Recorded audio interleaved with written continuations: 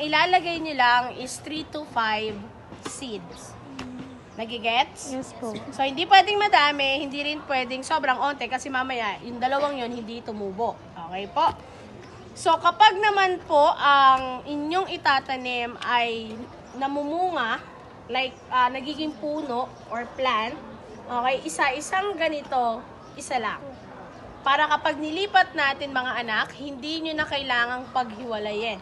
So, may tendency kasi na kapag pinaghihiwalay yung sprout, ano nangyayari? Pwedeng maputol yung ugat, then yung ugat, mamamatay agad yung sprout nyo. So, sayang lang. So, halimbawa, kung isang ganito yung tataniman nyo, so, halimbawa, for example, talong, okra, kamatis. So, nasa sa inyo po. So, make sure na may label. Alam nyo kung ano yung tinanim nyo doon. Baka pag tinanong ko kayo, sinabi nyo talong, nilagyan natin ng talong. Pag bunga nun, okra. Okay, naintindihan si ma'am? Yes. Okay. So, ito, nasa na yung pala? Pakihalo mo nga. Yes. Pwede na. Ano, wala kang dalang lupa. Oo po. Okay. So, ngayon, yung hinalo niyang soil dyan, soil namin yon or soil ko yon.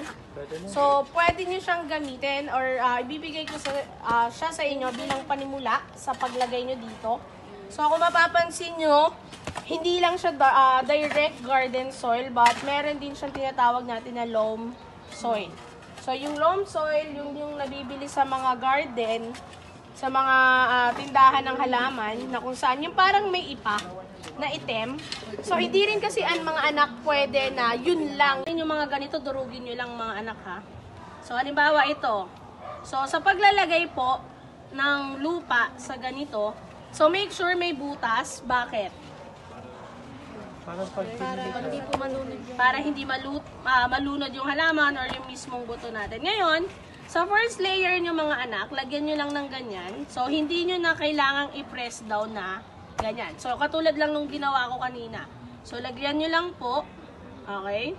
So, ganyan lang. So, hindi naman kailangang apaw na apaw para mailalagay nyo yung mismong buto. So, halimbawa, ito yung buto. Okay? Ngayon, kapag halimbawa nalagyan nyo na po ito lahat, tsaka nyo lagyan ulit ng panibagong layer. Okay? So, ganyan. So, hindi nyo kailangang i-press. Pag pinress nyo yan, mahirapan yung buto mag-sprout.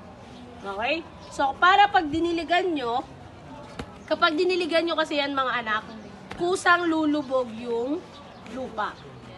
Okay? So, hayaan nyo siyang magpusa. Okay? Huwag nating ipilit. Okay? So, naintindihan yung gagawin? Yes. So, sa boys, ilan ang boys dito? Apat. So, sa mga boys, pwede nyo nang start yung compost bin nyo. Okay? So, nakita nyo, kung may mga dahon na kayo nakikita dyan, pwede nyo yung tipunin, ilagay na dito kasi kailangan nyo yon sa pag-create ng compost bin. Malinaw yung gagawin?